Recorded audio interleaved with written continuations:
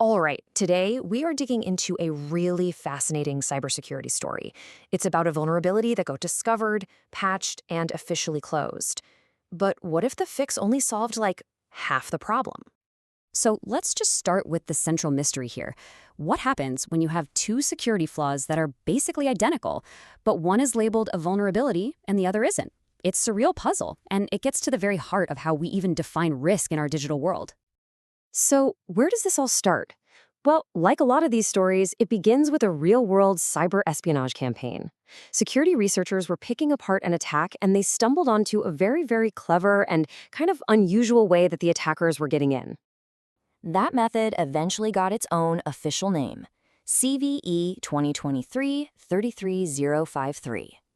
It was found by the team at Checkpoint Research while they were investigating a threat group they call Stealth Falcon, a group that was targeting organizations in the Middle East.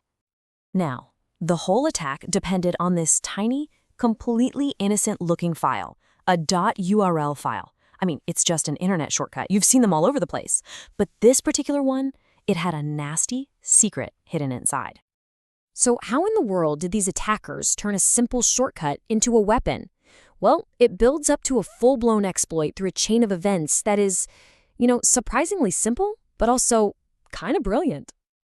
Okay, so here's how it goes down in just 4 steps. First, a phishing email drops off the file. Second, the user gets tricked into clicking it.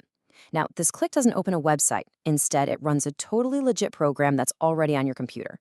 But here's the catch. That legit program is then tricked into running malicious code from the attacker's server. And this right here, this is the secret sauce. The malicious file points to a real Windows diagnostic tool, idiigdcmd.exe. But the really important part is that line right below it. The working directory is set to the attacker's server. That one little instruction is the key to the whole thing. And here's why that matters so much.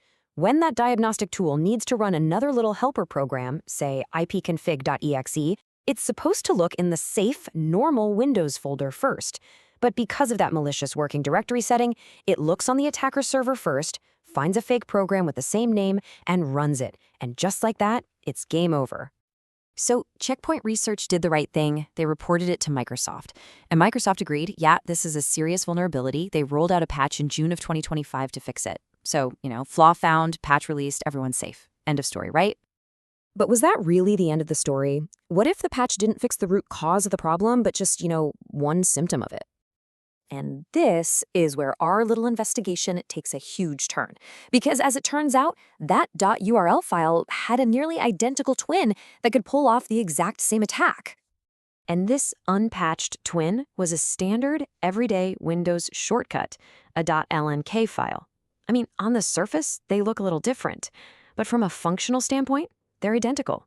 Both can be set up to point to a program and specify a remote working directory. That makes them a perfect substitute for this kind of exploit. And here's the real kicker. On a Windows machine that had that June 2025 security patch installed, a machine that was fully up to date, the original .url attack was blocked, just as you'd expect.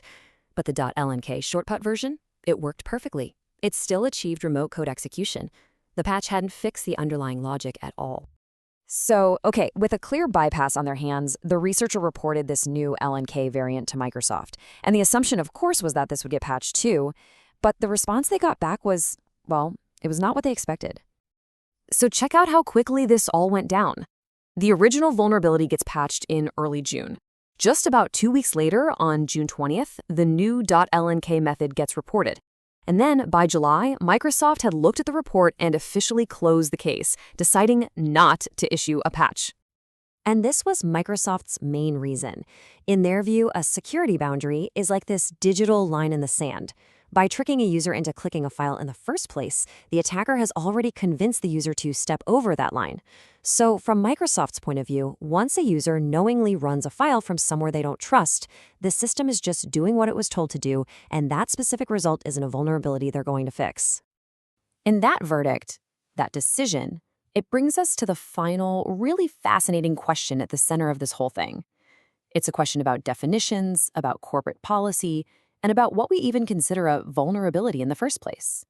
And this just lays the paradox out perfectly. The delivery method for both attacks, Identical. It's social engineering. The end result, identical. Remote code execution.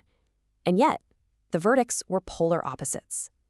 One was an important vulnerability that needed a patch, and the other was just dismissed as the system working as intended. So that's the thought I want to leave you with. When the mechanics of two attacks and the outcomes of those attacks are exactly the same, what's the dividing line?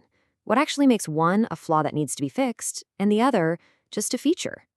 It's a question that really shows you just how messy and complicated the world of cybersecurity can be.